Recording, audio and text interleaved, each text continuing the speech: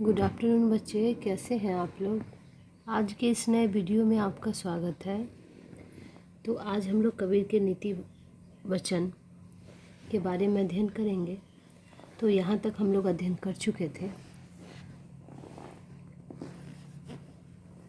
एक बार इस दोहा के बारे में फिर से जानें। क्या कहा गया कि घर घर मंत्र जो देन फिरत है, माया के अभिमाना, गुरुवा सहित शिष्य सब बुरे, अंतकाल पछताना।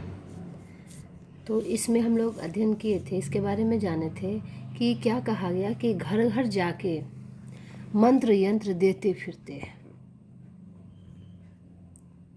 ये लोग अपने माया पे अभिमान करते रहते हैं।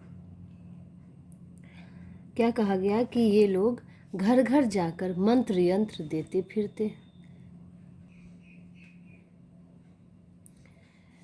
फिरते हैं। इन लोगों को सांसारिक माया पर बहुत अभिमान है। माया के अभिमान है, सांसारिक माया पर बहुत अभिमान है। और गुरुवा सहित शिष्य सब बुरे, अंतकाल पछताना। क्या कहा गया कि इस प्रकार का ज्ञान प्राप्त करने वाले शिष्य और उनके गुरु, इस प्रकार का ज्ञान प्राप्त करने वाले शिष्य और उनके गुरु दोनों ही अज्ञान के सागर में डूबे हुए हैं, अंतकाल पछताना, और इन्हें अपने अंतकाल में पछताना पड़ेगा। ठीक है। दूसरा में कहा गया, बहुतक देखे पीर औलिया, बहुतक देखे पीर औलिया, पढ़े किताब कुराना, करे मुरीद कबर बतलाबे, उनहु खुदा न जाना। क्या कहा गया? बहुतक देखे पीर औलिया, पढ़े किताब कुराना, करे मुरीद कबर बतलाबे, उनहु खुदा न जाना।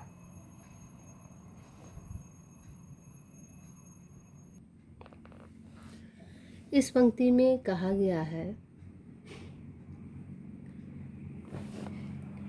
कि इस्लाम धर्म के अनुयायी अनेक पीर औलिया, फकीर भी आत्म तत्व के ज्ञान से रहित पा गए। क्या इस पंक्ति में कहा गया है कि इस्लाम धर्म के अनुयायी अनेक पीर औलिया, फकीर भी आत्म तत्व के ज्ञान से रहित पा गए हैं, जो नियम पूर्वक पवित्र कुरान का पाठ करते रहते हैं। पढ़े किताब कुराना, नियम पूर्वक पवित्र पाठ का कुरान का पाठ करते रहते हैं। करे मुरीद का अर्थ होता है भक्त। करे मुरीद कबर बतलाबे, उन्हों खुदा न जाना। तो कहा गया है कि क्या कहा गया कि वह नियम पूर्वक पवित्र कुरान का पाठ करते हैं, वे भी अल्लाह को सिर झुकाते हैं तथा उनके शिष्य को कब्र पर दिया जलाने की बात बतलाते हैं। वे भी खुदा के बारे में कुछ नहीं जानते, उन्हों खुदा न जाना। तो अपने शिष्य को बताते हैं, अपने शिष्य को कब्र पर दिया जलाने की बात बतलाते हैं, लेकिन वे भी उन्हों खुदा न जाना, वे भी खुदा के बारे में नहीं जानते हैं, वह अनजान रहते हैं। क्या कहा गया? फिर से ध्यानपूर्वक सुनेंगे कि इस्लाम धर्म के अनुयायी अनेक पीर औलिया, फकीर आत्म तत्व के ज्ञान से रहित है, जो नियम पूर्वक पवित्र कुरान का पाठ करते हैं, कुरान पढ़ते हैं, अल्लाह के सामने सिर झुकाते हैं, अपने शिष्य को कब्र पर दिया जलाने की बात बतलाते हैं, लेकिन वे भी खुदा से अनजान रहते हैं, खुदा को नहीं जान पाते, खुदा के बारे में कुछ नहीं जानते। नेक्स्ट पंक्ति है,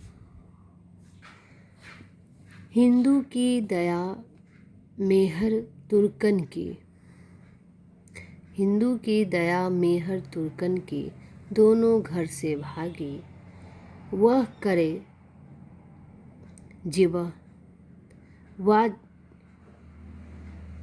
झटका मारे, आग दो घर लागे।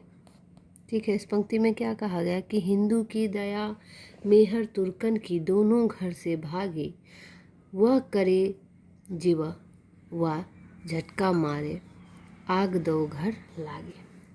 तो इस पंक्ति में कबीर जी कहते हैं कि हिंदू और मुसलमान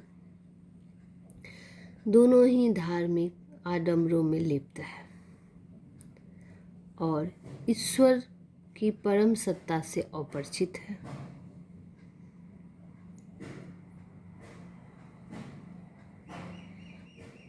वे बतलाते हैं कि हिंदू में दया और मुसलमानों में महर का भाव नहीं रह गया है।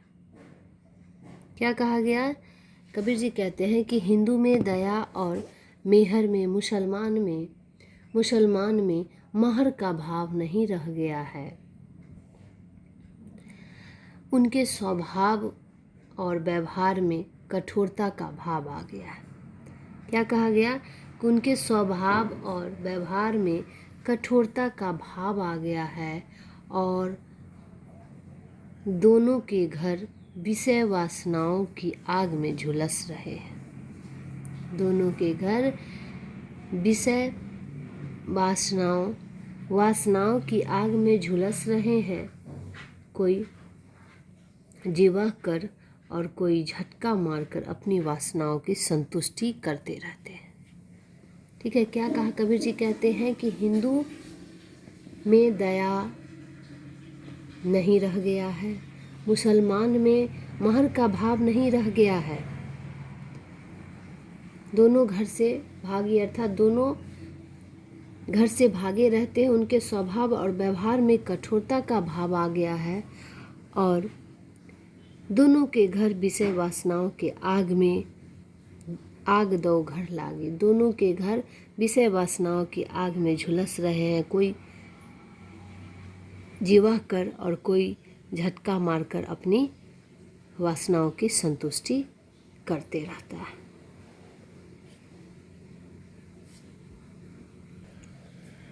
तो इस पंक्ति में कबीर जी कहते हैं कि हिंदू और मुसलमान दोनों ही धार्मिक आडंबरों में लिप्त हैं और ईश्वर की परम सत्ता से ये लोग अपरिचित हैं।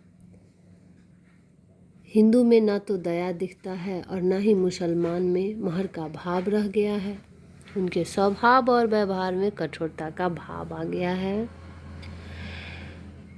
कोई जीवा कर और कोई झटका मारकर अपनी वासनाओं की संतुष्टि करता है, अर्थात दोनों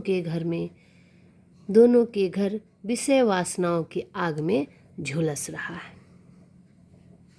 ठीक है।